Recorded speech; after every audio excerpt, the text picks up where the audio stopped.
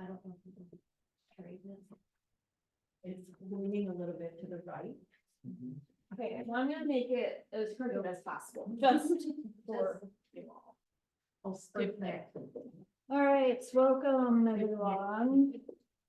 To super boring times. Okay, collective Is it- development and management explained. Excuse me now. It's not. Well, it is working, but Dead. no, it's not. Just a minute. Let's see. Then her name is Nance. Or what? It's still is, I guess. Who knows? Your dad? Why is it not? It's not. We should have a please stand by. Yeah, sorry about this, everybody. Can you hear me? Judy or Sarah?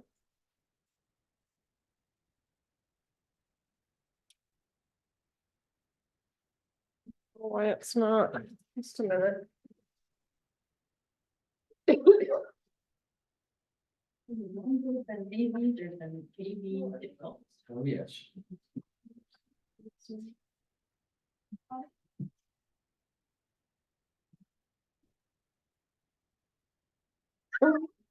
I'm also. Okay, There we go. Okay. Okay, so now it should be.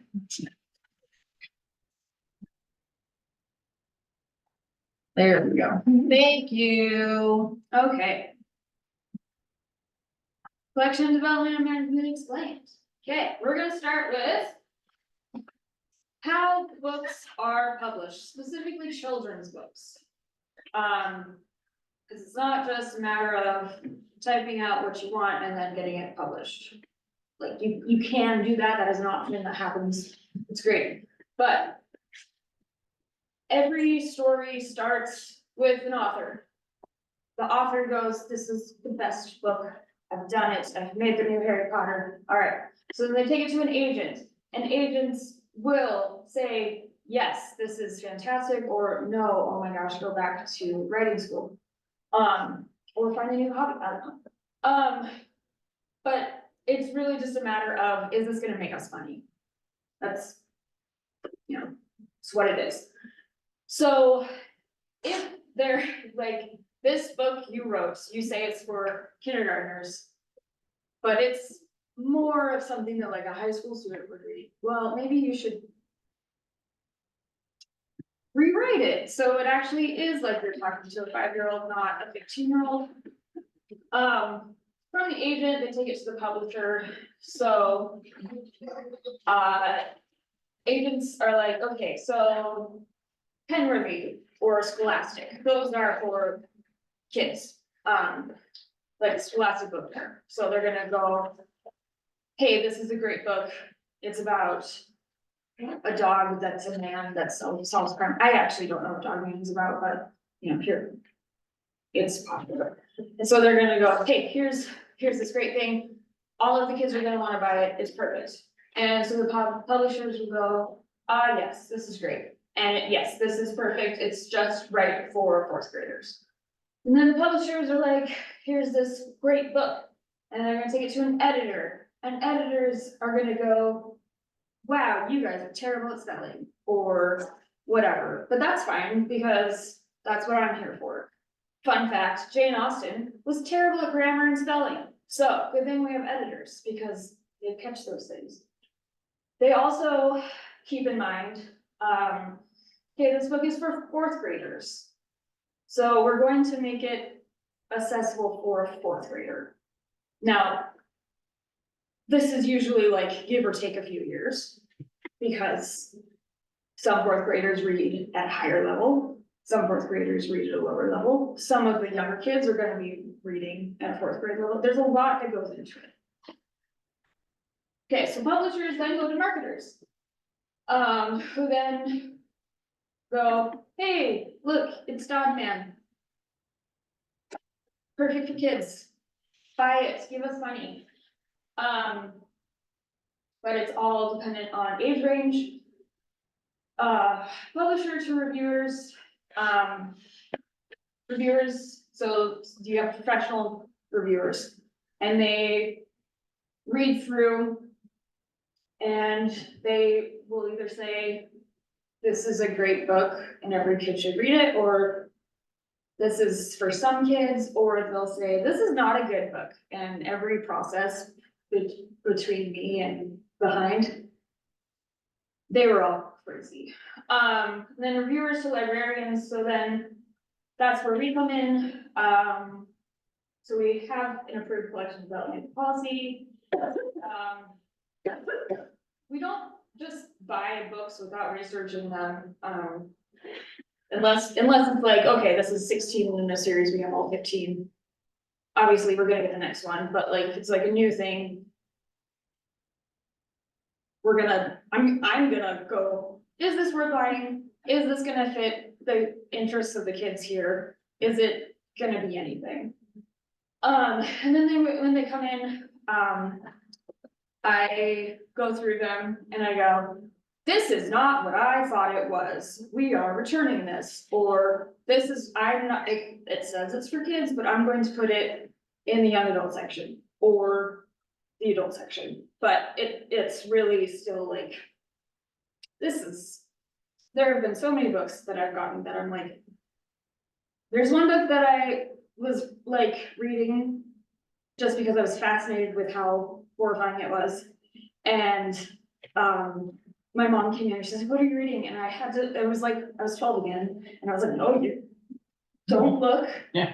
So it was just like, oh my gosh, like, I don't know, it's just one of those books where I'm like, what, how did this happen? So, that's where we come in, and then we go, hello, here's a book. Either you'll like it or you won't. Either you'll read it or you won't. You know, a lot of times we'll have a particular patron in mind when we get a book, and we'll just hold on to it, and we'll be like, oh man, this person is gonna wanna read this book. Or we will, like, we just have them available. But the main point is everyone involved in this process is educated, is not just from the street saying, yeah, this is what kids want. They know, they've either been in the field or they know, I mean, this is their profession. So we have an updated draft policy. This is our philosophy.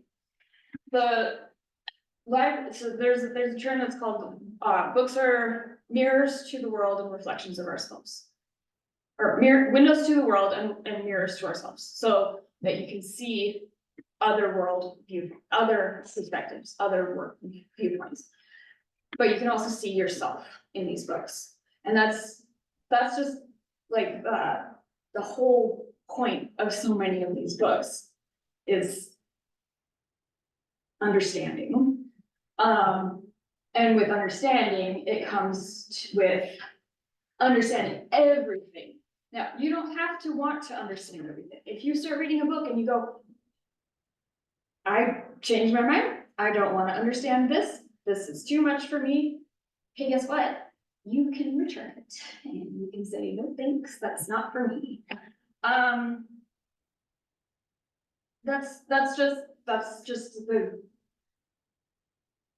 That's our philosophy. It's pretty universal. But also a key point is collections are developed to meet the needs, interests, and hobbies of the communities which the library serves. We can't serve every little niche thing, right? So like, one person might be really into coin collecting. That's wonderful. Those are very expensive books and they update them. So we have a few that have been donated, which is wonderful, but we can't, that's just something that we can't reasonably acquire. Same with like study guides. Those change all the time.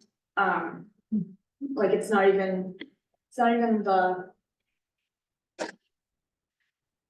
it's not even the GED anymore, it's something else, I think. And so all of that stuff changes all the time. Once again, the discretion and the choice of materials by adults rests with the individual. Guidance in the choice of materials for children rests solely with their parent or guardian. We love recommending books to kids. I mean, most kids are like, where's the books about the puppies, or where's the stuffed unicorns? And we're like, here you go. What it talks about in there. I mean, I can't read every book. Carolyn can't read every book, Emily can't read every book. We just go by what we are able to know about this book. Like, yes, this has unicorns in it. It might have dragons too. Sorry if the dragons scare you. My bad, I did not know that. So why do we choose the books that we choose?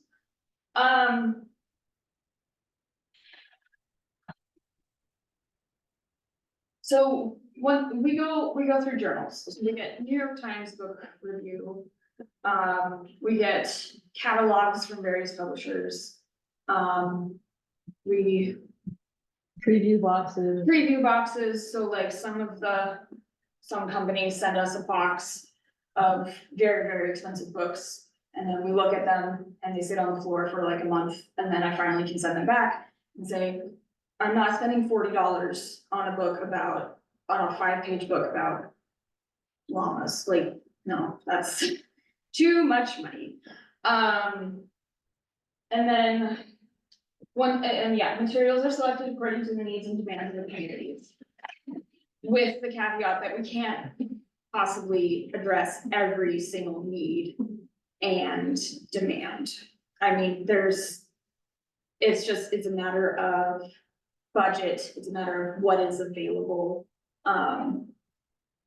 It's never anything personal, like, Kaylin, you could say, you're not giving me this book because I keep asking for it, and I could say, absolutely, you ne'er do well. Or, the truth is, I'm sorry, but they don't make that book anymore. You can't ask for some book that doesn't get printed anymore, is either only available in paperback, which we try to just do hardcover. And Kaylin, I think you're the only person who's gonna read this. Like, I truly think you're the only person. I just got it to use Kaylin, but anyways, I mean, it's nothing, it's never personal, it's just what is feasible. And then with reading is, we can't possibly keep every book ever. We can't. There are so many books that I've just cried over because they were my favorites as a kid, and I'm like, kids these days, they won't read Amber Brown or whoever. And so we go through and we see if they've been checked out within the last 3 years, and if they haven't, we usually get rid of them. There are times when we go, this is the only book we have on this subject. This is important to the history of our community. There's various reasons, but it's usually like, this is just taking up space. No one's reading this person. We need to make room. Sometimes we will just go and replace that book, but not all the time.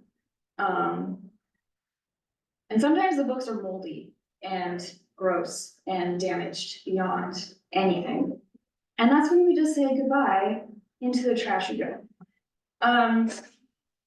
So discarding library materials. Yeah, it's not because we hate this book or we disagree with it fundamentally, or everyone else is saying this is a terrible book. If people say this is a terrible book, we keep it in mind, so then when it's up to be weeded, we can say, no one liked this book, it's poorly written, it wasn't critically received well, we can get rid of it and not feel bad about it. A lot of times the books are outdated, so nonfiction is hard, because we either have 100,000 books on World War II that can easily be replaced, or we have 5 books on the Civil War that are probably pretty valuable, and we don't want to necessarily get rid of them, and we can't afford to replace them because nonfiction is atrociously expensive, especially with kids' books. So vocabulary time. So acquisitions is when I buy something. So someone may suggest a book or a movie or an audiobook. And I will go through all the things. And I will ultimately look at if it's available, if it's in hardcover, and if it's worth buying. Like, can I justify spending however much money on it? Because if someone asks for a book that's $50, it's not gonna happen, like, we cannot afford to do that. Cataloging is when I get the book and then I put it into the computer system.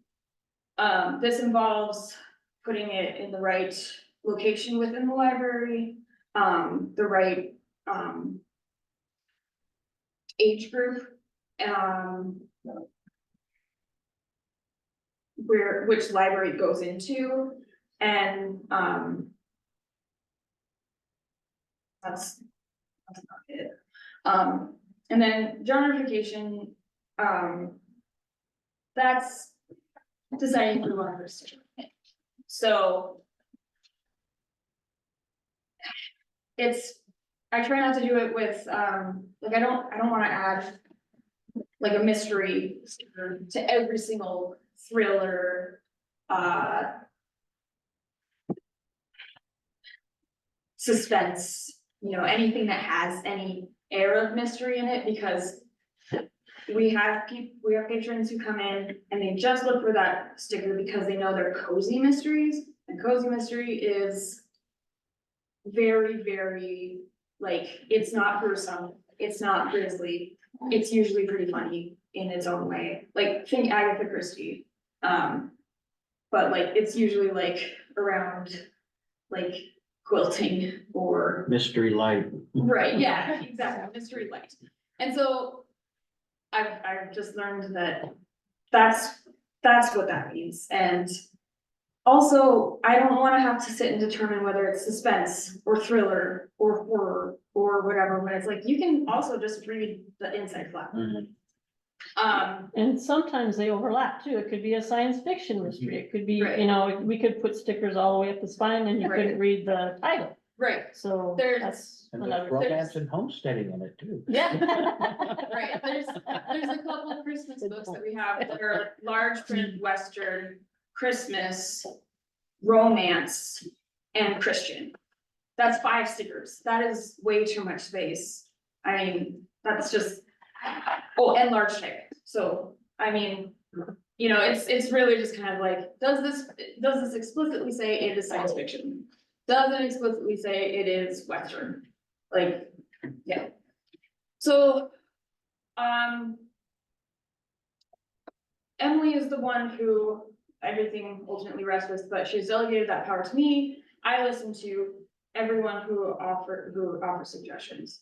Emily and Carolyn will often just be like, here's a list of things that either people have suggested or they've seen or whatever. Darlene and Sarah choose from their library or for their library. They add it to this list. And so when I order it, I check the box. And then when they get it, they erase it. Sammy Jo chooses for Geraldine. And she just has a running list. And yeah, if I order it, I check it. And so, I mean, a lot of things are like pre-orders, so like, we get notice that this book is going to be released in May. So then I order it, and then we won't get it until May. But oftentimes we get books that,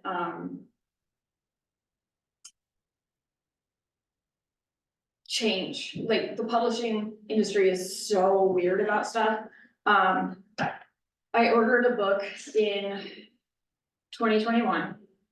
it was expected to come in 2022.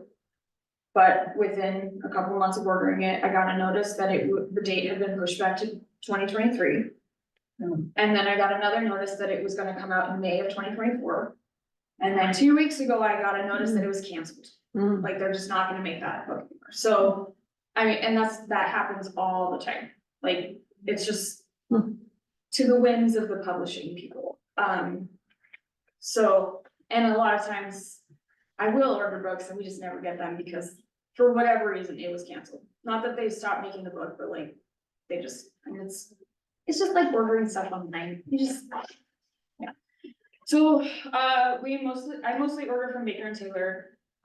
We get, for the most part, 40% discount, which is wonderful. And so that looks like this. Like it tells me what is new. It gives me lists of like, the best-selling books, whatever. When I get a request for a book, that doesn't show up, or that, like, when I say it's not available, it's because Baker and Taylor doesn't have it. Or it's only in paperback, or it's only in some like weird format. So like, Where the Wind Never Sleeps.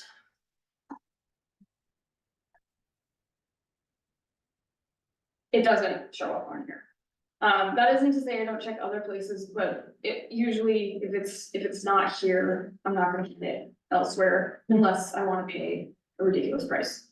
Other times, if I'm looking to replace a book,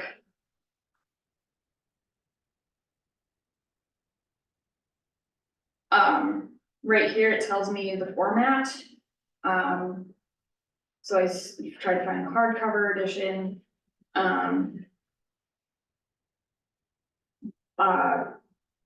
But sometimes I run into publisher out of stock indefinitely. You know, it's just, it means they don't make it. And there's I mean, what am I supposed to do about that? Junior Library Guild is a subscription service, so each library has a different, subscription, so like Read Aloud Kindergarten, or, middle grade graphic novels. So every month we get one of those books, and then I just kind of disperse them between the 3 branches, depending on, what I think would be a good fit. Penworthy is children's books. They're really, well made, but they are very expensive. Some of the books that I've wanted to get are like $26 for like a thin little thing, and it's not worth it. McNaughton is a leasing, program that we can, so if we go, okay, this book is gonna be popular for 6 months, like at most, we're gonna get it. Or it's kind of like, we don't really know if this is gonna be a really good book or not, so we order it, and then we can keep it for basically as long as we want. We just have to, theoretically, we have to return them, but we have different rules for whatever reason. Then large print books, those are also a subscription thing, so that's where a lot of the westerns, cozy mysteries,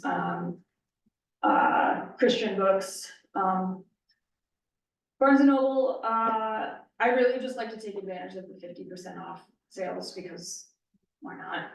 But I have to use the credit card for that. No, it's easier to invoice with books. And then publishers such as Smart Apple Media, Abdel, Literary Learning, etc. Okay, so frequently asked questions. Why don't you use Amazon? Oh, I forgot to change this. So we do have a business account with Amazon again, but we try to use it sparingly, like just for like Lysol wipes, paper towels, you know, stuff around. We can't always guarantee the, condition of a book that we order. Sometimes it's through a third party and it ends up being a used library book, so it's got markings all over it, and we're like, wow, they charge us $17 for that, like. It's not, yeah, it's just one of those things. Okay, I've requested a book multiple times and you still don't have it, why? So it might not be in an available, condition, so usually if it's only in paperback, I'm not going to get it. They just don't last very long.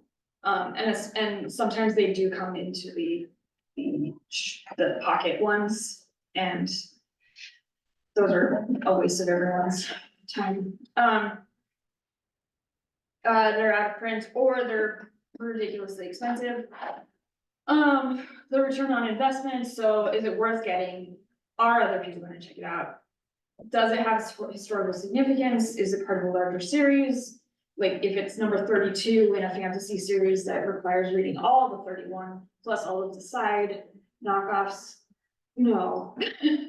No, I can't do that. We don't have space, we don't have money.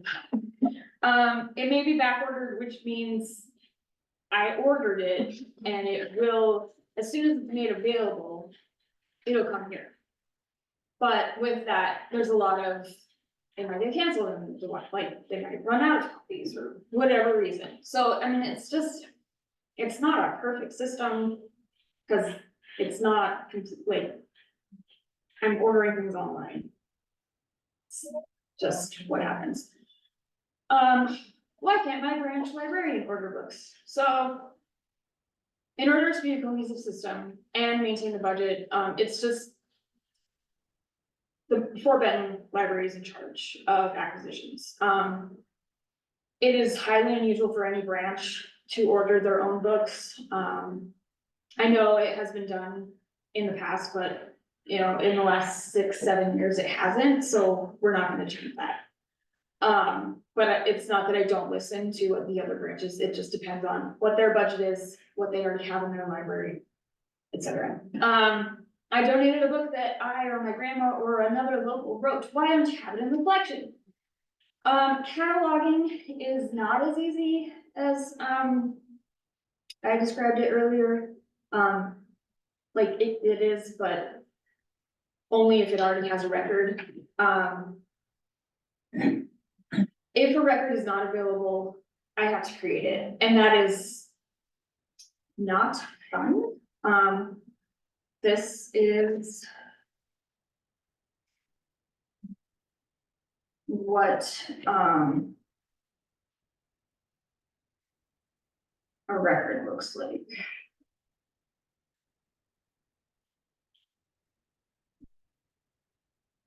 Us.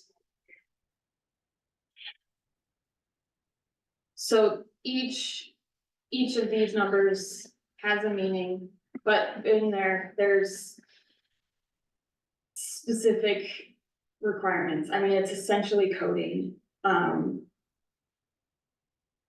When I do make a record, I have to get it approved by someone at the state, because I don't have the ability to just say magically, there's a record.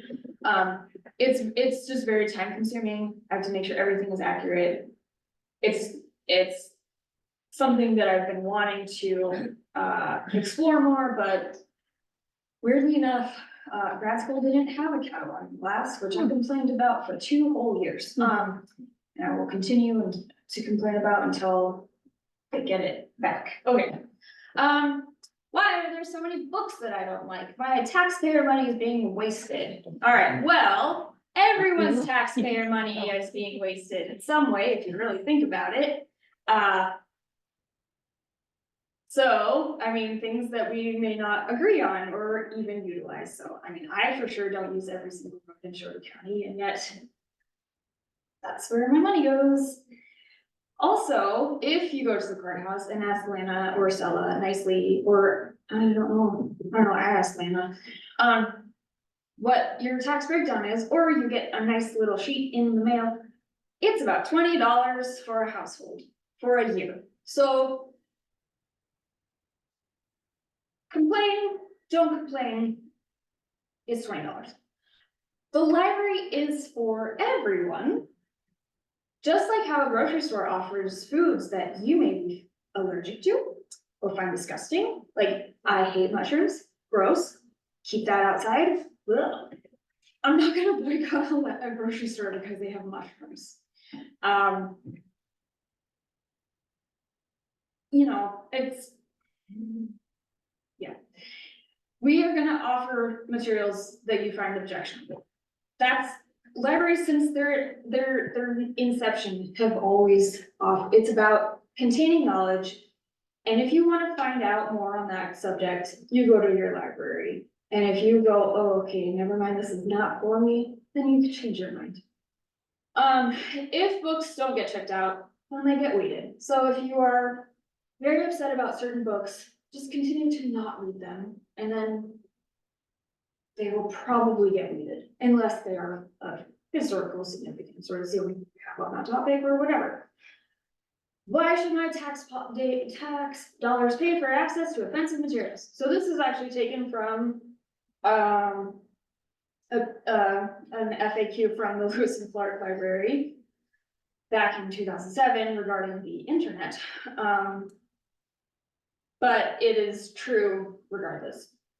Taxes support free inquiry that allows citizens to inform themselves so they can fully participate in our democracy. We are a diverse society, and what offends one enlightens another. Moreover, citizens have long found it wise to remain informed about opinions and ideas they oppose. The free marketplace of ideas cannot be partitioned and still function. More from their library. Why doesn't the library protect children from offensive materials, whether or not it is legally obscene? Which, your own definition of obscene versus the legal definition of obscene are probably very different. But legally obscene. The primary responsibility of rearing children rests with the parents.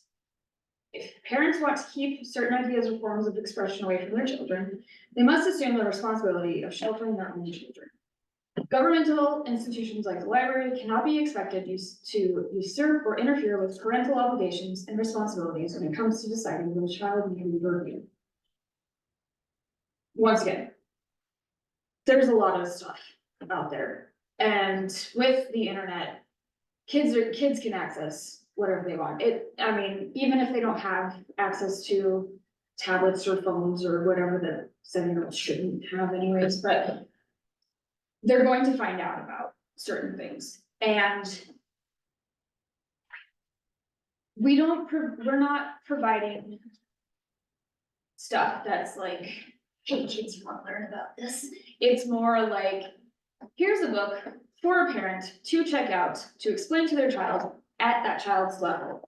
On maybe that kid came home and was like, Mom, we're learning about pronouns, and I hate that because you guys said pronouns are terrible. Okay, well, pronouns are a part of speech, so regardless of your views on them, you do have to know about pronouns. So we are going to have a book about pronouns used in the form of speech of pronouns. I mean, or whatever it is your kid may have a question about. I mean, if you don't want to come to the library, I mean, there are parenting blogs on the internet that you can always go to. How do I guide my child when I can't be with them 24 hours a day? This is also from the Lewis and Clark Library. Parents who believe that the current state of society and communications make it difficult to shelter their children must nevertheless find a way to cope with what they see as a reality within the context of their own family. We are not authorized to act as parents. I mean, I have 3 cats at home. Those are my kids. That's it. Like, yeah. If you are bothered by whatever, I mean, it could be any complaint at all, you need to talk to Emily directly. You can come to me or Carolyn, that's fine. But if you have like a real problem with something, that is Emily's job. It's not the board's job, unless Emily brings it to me. It needs to go to Emily. She's not gonna yell at you. Unlike some people who might, who don't work here anymore, whatever. But, you know, it's very frustrating that people say that they are afraid to talk to Emily when she's easy to talk to. a good listener, and she is not going to tell you to get out of town or whatever. And that is per our policy, which has been in place for a long time. We're updating our policies as we are able to do that, but I've been here 17 years and I think that's basically been the policy. Yeah, it's You always have to go to been, the director, whoever that director may be. whoever the director is, I mean, yeah, and you can, I mean, it's not to say, you can't go to your branch librarian and say, I have a problem with this. Then the branch librarian can either say, okay, I will address that with the director, or they can direct you to say, here's the director's contact information. Which brings me to the request for reconsideration of the book or other material. We have a form. It has all sorts of information. That doesn't mean anything if I put it in for It's getting late. Honestly, I wish that I had the slide, the Oh, yeah. Yeah. original projector. Yeah, yeah. So I could- Transparency. Transparency. Yeah. and Mhm. take Overhead my piece of projector. E marker and- so one of the key things is you can't take, if you have a problem with a book, you have to consider that problem as part of a whole. So you can't just go, the book is fine, it's just this one section that I hate. That doesn't, that just means it's a bummer of a book, right? Like, there are books that I've loved, and then I've read the ending, and then I've thrown it across the room, because I'm like, what is wrong with this author? Why would they do that? That's not me going, you need to take this book out. It's just going, that's a terrible book. And then that's your opinion. But if you have a book, you're like, it's fine, except for this part, and this part. What is the point of those parts, right? Like, were they just thrown in because the writer is really bad at their job? Or is it part of an overarching theme? Is it part of the plot? I mean, you gotta remember back to English class and go, oh, yes. Ms. Cook and Mrs. Luff were right about some things, I suppose. They're right about anything. Anyways, this piece of, this reconsideration of library material, it does ask for all of your stuff, so we can, not so we can blab to anyone, like, oh my gosh, did you know that Kaylin is telling everybody, here's her information. It's so we can contact you and say, hey, can we talk about this? It's just for, like any complaint, we cannot address the issue unless it is brought to our attention and we know who to contact. Because then that's just when stuff happens. If you feel that this does not address whatever your problem is, there's this space and there's this space and there are other pages that you can find. Tell us everything. It's fine. That's the point. We want to know why you think. There have been so many times when I've gone, oh my gosh, that is in the completely wrong section. You are right. That needs to be moved. It shouldn't be a taboo thing, right? Like, it should just be, hey, I have a problem with this.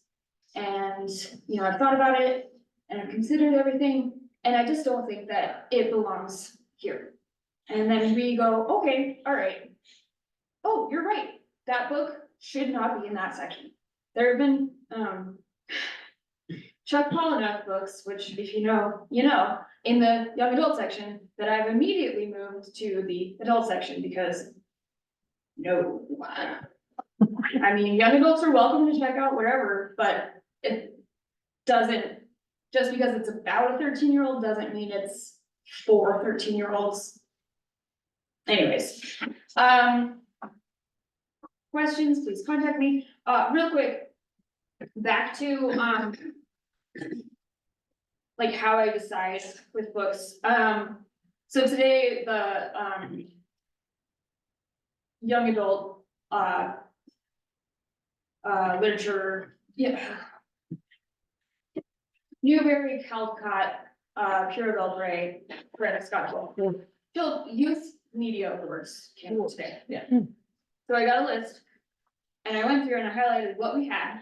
And then I went, what do we not have? And then I looked up every book and I said, that fits, that is a great book. We don't have anything like that. I think it would be beneficial. Or I said, that has nothing to do with anything in our town. I'm sure it is a fantastic book, but we're probably not gonna get it. It just does not make sense for us to have a book completely in Spanish that is not beginner Spanish, because the only books that have been requested in Spanish are beginner Spanish books. Plus, we can't have all the books. Plus, we can't have all the have all books. the books. Yeah. It'd be great if we could have all the books. I wish we could, but we are not the Library of Congress. That's over there. So, I mean, there's a lot that goes into it. It's not just, oh, this was on a list, so I'm gonna get it. It's, no, I'm absolutely gonna get the Newbery Medal winner, because there are people who come in who just, like, that's what they will look forward to reading those every year, and whatever. But I can't possibly get all of them, and I have to be very critical of what is going to work in our community, what isn't going to work in our community. What is going to make people lose their minds in a bad way? I don't want to cause any more of whatever, because someone doesn't like something. That's fine, but I do know what books not to get. Do I know the contents of every book? Absolutely not. I never will. But who can? Yeah. Anyways, if anyone has questions, I'm gonna check the Zoom. Does anyone have questions in here? No? Good job. Yeah, it's very good. I learned a lot. I didn't really know what the process was. Oh, for there purchasing is. books. Oh, we have a question? There is a chat, says, I'm sorry, the audio is difficult to hear. Why are individual branches not able to order their own material? I believe prior to the new building, Big Sandy had ordering capabilities.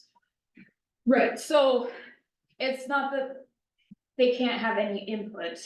It's just that it's a matter of maintaining budget and keeping a cohesive collection and not having like 80 duplicates of a book. Because with pre-ordering and subscription books, it's hard to keep track of what's gonna come when, who gets, it's just easier to streamline it through one area and then just send it out, rather than have everyone get stuff and then go, wait, I spent all my money? Or wait, you guys already had a copy of this for me?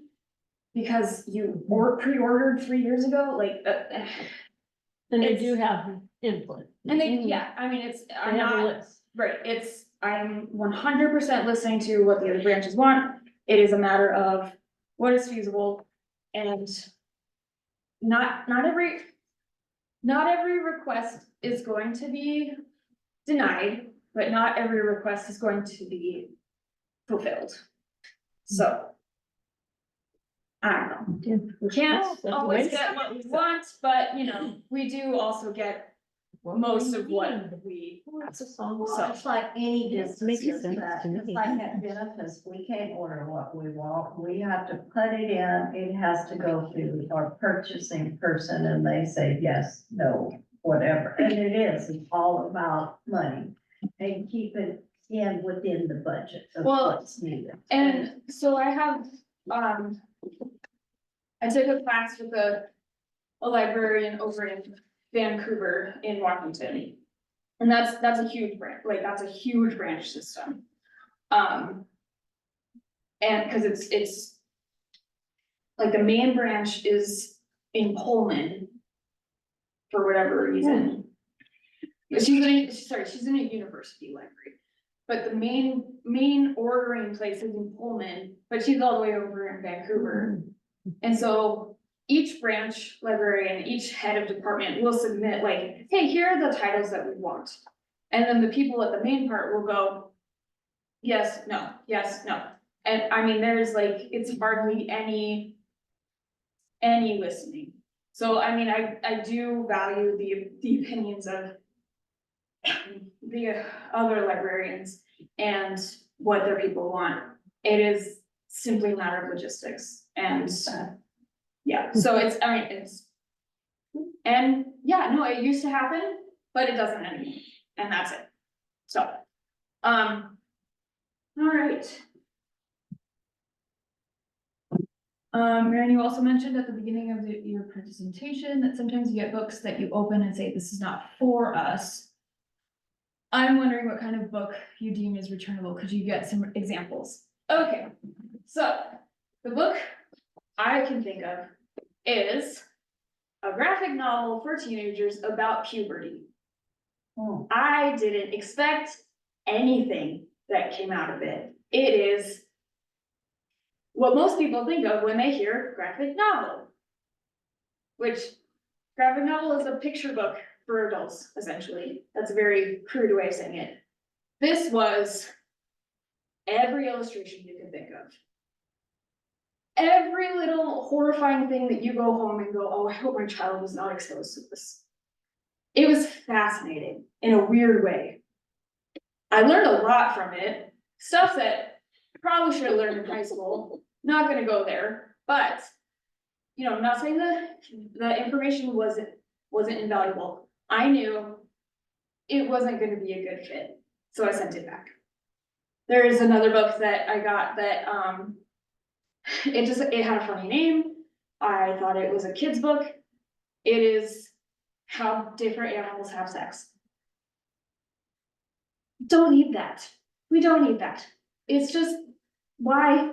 That's not what the description of the thing said.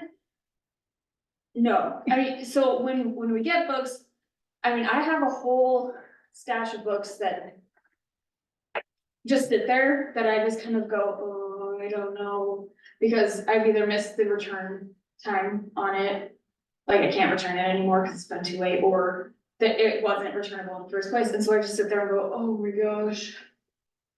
Those are just gonna sit there, and because I don't know what to do with it, and I mean, it's books that I know are going to make someone cry in a bad way.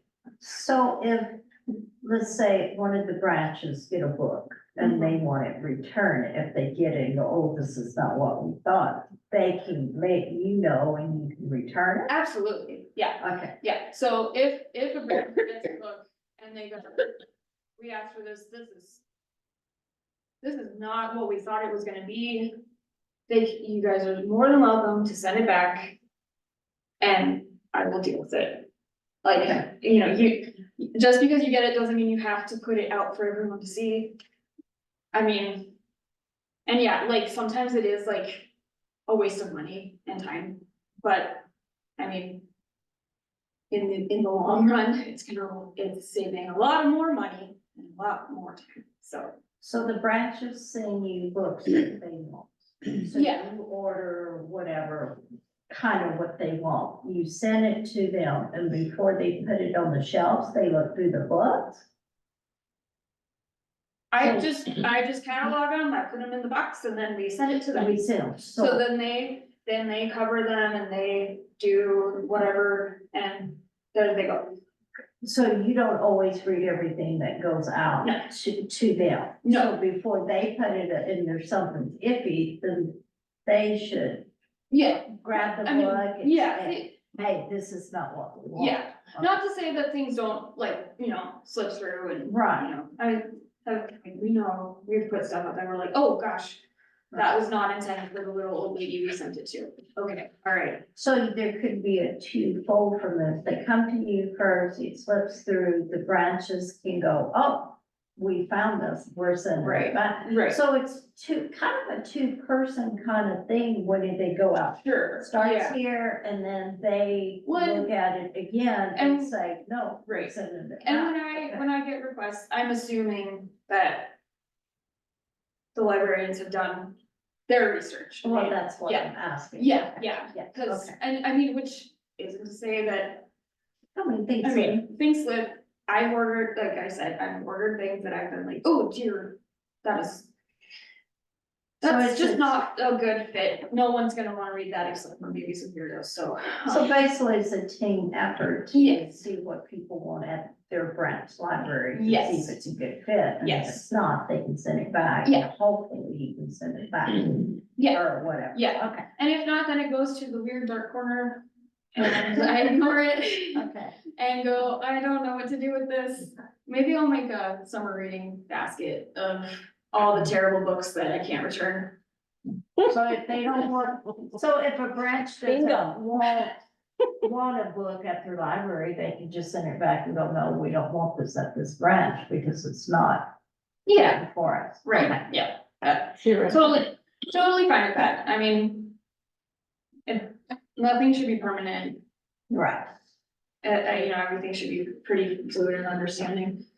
All right. Thank you for that, as parent, I appreciate, all right.